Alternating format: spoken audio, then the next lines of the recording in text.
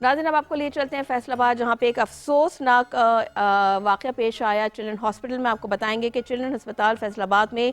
Lady security guard से ज़्यादती case में एक नया मोड़ आ गया है। फैसलाबाद में जो चिल्ड्रन अस्पताल था, वहाँ पे लेडी सिक्योरिटी गार्ड की जानिब से एमएस ऑफिस में तोड़ फोड़ की फुटेज सामने आ गई। इस हवाले से बात करेंगे फैसलाबाद से सज्जाद हैदर, जो कि ब्यूरो चीफ 5 न्यूज़ हैं, वो हमारे साथ फ़ोन पर मौजूद हैं। अस्सलाम वालेकुम सज्जाद हैदर, सुबह बखैर। आपको बताइएगा ये इस केस की जो फुटेज सामने आ गई है, इसमें मजीद क्या पेशरफ्त हुई है? जी वालेकुम अस्सलाम। फैसलाबाद का चिल्ड्रन हॉस्पिटल में खातून सिक्योरिटी गार्ड के साथ मुबैना तौर पर ज्यादती का जो मामला था वो अब नया रुख इख्तियार कर गया है, क्योंकि खातून नफीसा ने 10/1/2025 को एक दरख्वास्त थाना वोमेन स्टेशन में जमा कराई, जिसमें उसने कहा कि 5 जो अफराद है उन्होंने मेरे साथ मुख्तलिफ औकात में जिनसी ज्यादती की, और इनमें डॉक्टर हैं, डॉक्टर अमाद यूसुफ, एक उनका नाम दिया गया है, और डीएमएस हैं डॉक्टर अली असगर और डीएमएस तलहा, इनका नाम दिया गया। इसके अलावा सुप्रीडेंट दिलशाद का नाम इस मुकदमे में दर्ज किया गया, और खातून ने इन पर इल्जाम लगाया कि ये सारा एक गैंग है, गिरोह है, जो मुख्तलिफ औकात में मेरे साथ ज्यादती करता और मुझे ब्लैकमेल करता था। अब जो सूरत हाल लेटेस्ट जो सामने आई है कि एक फुटेज मंजर आम पर आए हैं, उस फुटेज में देखा जा सकता है कि नफीसा जो सिक्योरिटी गार्ड खातून है वो खुद अपने ऊपर, अपने सर के ऊपर प्लेट मारकर जख्मी कर रही है, अपने आप को बर्तन उठा के एमएस के ऑफिस में तोड़ फोड़ कर रही है और चीख रही है कि मुझे जो है वो इंसाफ दिया जाए। डॉक्टरों के सारे प्रूफ मेरे पास मौजूद हैं और वो मैं प्रूफ मंजिल आम पर लेके आऊंगी, जितने भी मेरे पास रिकॉर्डिंग मौजूद हैं वो सब मैं दिखाऊंगी। एमएस ऑफिस में उसने काफी हंगामा आराई की, और इस फुटेज के बाद पुलिस को तफ्तीश में जो मदद साबित होगी, इनमें जो डॉक्टर का कहना था कि हम बेगुनाह है और हमें ये खातून हमारे खिलाफ अक्सर एप्लीकेशन हमारे डिपार्टमेंट में देती रहती थी, और इसकी वजह से ये हमारे ऊपर ये इल्जाम लगा रही है। जबकि महकमा सेहत ने तीनों डॉक्टर्स को जो है वो अपने ओहदों से फारिग कर दिया है, उनको हॉस्पिटल से हटा दिया गया है, क्योंकि जब तक इंक्वायरी क्लियर नहीं होगी तब तक वो डॉक्टर वहां पर ड्यूटी सर अंजाम नहीं दे सकेंगे। पुलिस जो है इस वाकये की तहकीकात कर रही है कि कौन लोग इस वाकये में मुलव्वस हैं। खातून के अगर जो नई वीडियो सामने आई है, ये एक किस्म का हनी ट्रैप केस सामने आ रहा है कि खातून खुद पहले ही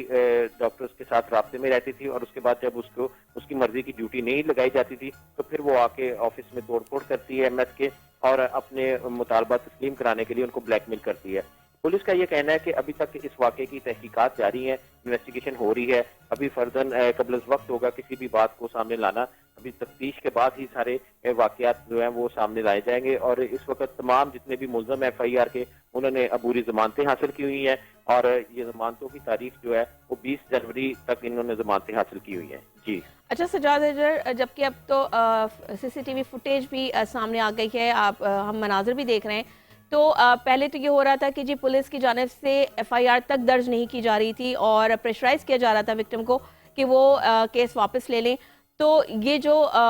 इनके कोई इन्फ्लुएंस था, जो डॉक्टर्स हैं वो असर रसूख अपना इस्तेमाल कर रहे थे और उनको प्रेशराइज कर रहे थे, तो इस सारी सूरत हाल में आप क्या देख रहे हैं कि ये मुकदमा तो दर्ज हो गया, क्योंकि पहले भी हमने वाकयात देखे, इस तरह के वाकयात हुए हैं, लेकिन जो मुल्ज़िमान हैं वो कैफरे किरदार तक नहीं पहुंच पाते, क्योंकि उनके पीछे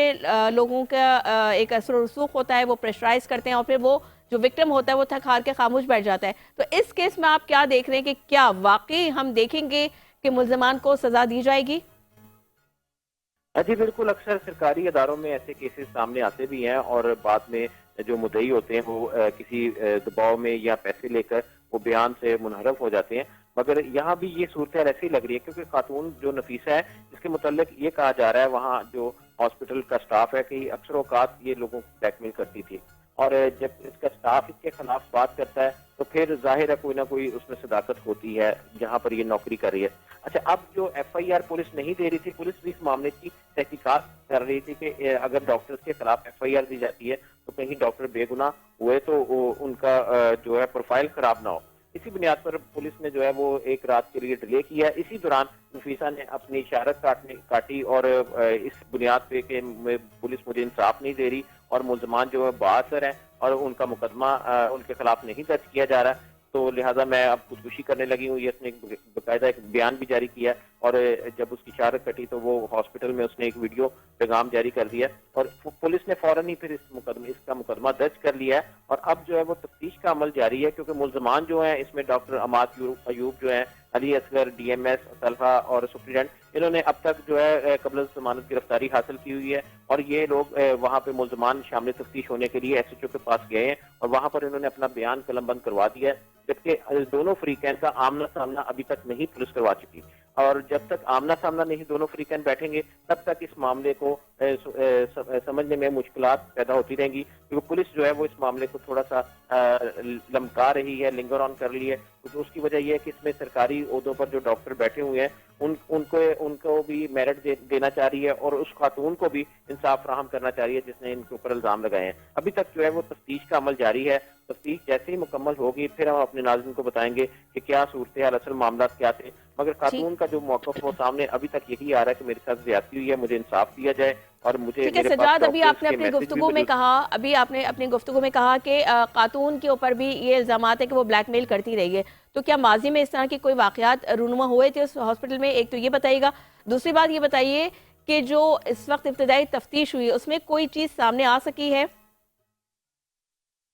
हाँ जी बिल्कुल, अक्सर औकात इस हॉस्पिटल में तो नहीं, सिविल हॉस्पिटल में ये वाकयात ऐसे हुए थे आज से चंद साल पहले भी और हमने रिपोर्ट भी किए थे। अच्छा, जो आपने बात की है कि तफ्तीश के दौरान जो नई चीज सामने आई वो सिर्फ और सिर्फ सीसीटीवी फुटेज सामने आई है कि अभी उनको देखा जा रहा है। तमाम हॉस्पिटल्स के कैमरे जो हैं वो उनकी रिकॉर्डिंग चेक की जा रही है कि जिस तारीख का ये नफीसा जो इल्जाम लगा रही है कि 25/12 को हमाद ने मुझे अपने डेंटल डिपार्टमेंट में बुलाकर मेरे साथ ज्यादती की, वो 25 तारीख को वहां पर डॉक्टर की हाजिरी नहीं है। डॉक्टर अमाद जो है वो 25 तारीख को हॉस्पिटल आए ही नहीं है। वो सारी तहकीकात कर रही है पुलिस सीसीटीवी की मदद से और अपने तौर पर खुफिया सोर्स की मदद से भी ये मालूमात ली जा रही हैं। मुख्तलिफ रिकॉर्ड मंगवाए जा रहे हैं, सीडीआर चेक किया जा रहा है डॉक्टर्स का कि कौन कौन डॉक्टर उस टाइम कहाँ कहाँ मौजूद था। पुलिस इन्वेस्टिगेशन में लगी हुई है और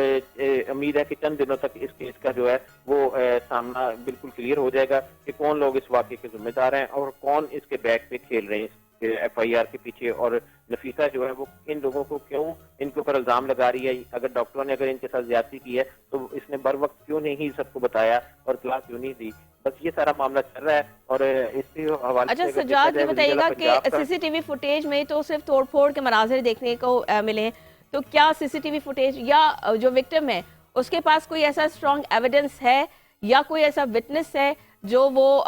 थाने में पेश कर सके या अदालत में पेश कर सके? हाँ जी बिल्कुल, जो जिनके ऊपर इल्जाम लगाया गया है उनके पास भी सबूत मौजूद है और जबकि नफीसा जो है उसके पास वॉइस रिकॉर्डिंग मौजूद है डॉक्टर्स की, जो मंजर आम पर भी हम ला चुके हैं और उस रिकॉर्डिंग में इसके साथ गुफ्तगू बड़े फ्रेंडली माहौल में की जा रही है नफीसा और डॉक्टर अमाद यूसुफ के दरमियान में जो वॉइस लीक हुई है। और इसके साथ साथ जो डॉक्टर्स हैं वो कह रहे हैं कि हमारे पास पूरे सबूत मौजूद हैं, हमने अपनी इन्वेस्टिगेशन में शामिल तफ्तीश भी हुए हैं और आइंदा भी जब पुलिस हमें कॉल करेगी तो हम जाके वो सबूत पेश करेंगे। और हमारे ऊपर ये झूठी एफआईआर की गई है और सिर्फ ब्लैकमेल करने के लिए, क्योंकि ये खातून के जो सीसीटीवी फुटेज अब मंजर यहाँ पर आए हैं उसमें वो वाजिया कहती है कि आप लोग मुझे इंसाफ नहीं दे रहे, मेरी ड्यूटी क्यों चेंज कर रहे हैं बार बार, और इसी पर उसने एमएस ऑफिस में तोड़फोड़ की। जी